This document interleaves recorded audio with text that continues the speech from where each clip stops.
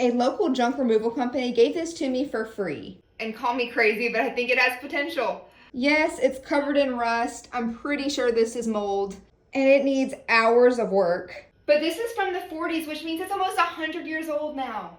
It's time to give it a makeover. I'm fairly certain this thing's a health hazard.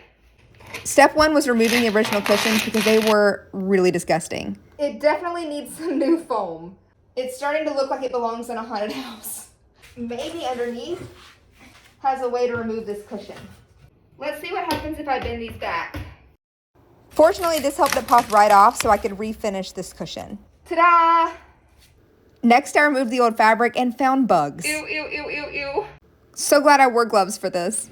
This is called a sand blaster. This is my first time ever using this tool. You connect it to a compressor and it shoots out sand. This is 120 grit sand. And it just removes every single speck of rust on impact. It is incredibly satisfying, as you can see here.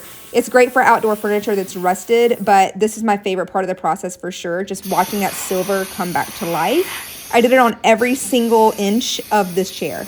This still needs some love. New padding for the back. I'm tracing it to cut. I wanted waterproof fabric, so I ordered a tablecloth. I cut the fabric to fit the cushion. I'm using spray-on glue. See, it's holding on, it's good. I did this with foam and spray glue.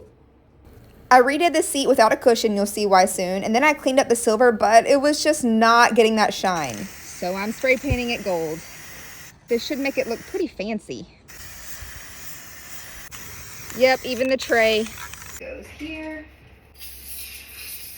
And this goes here. Again, here's the before, and here it is now. And you may be thinking, Maggie, there's no way this thing is safe enough for kids. You're probably right. So I donated it to a little girl who's turning 1 so she could use it for her doll. I saved it from the landfill. I got to be creative. I love this green plaid with that gold.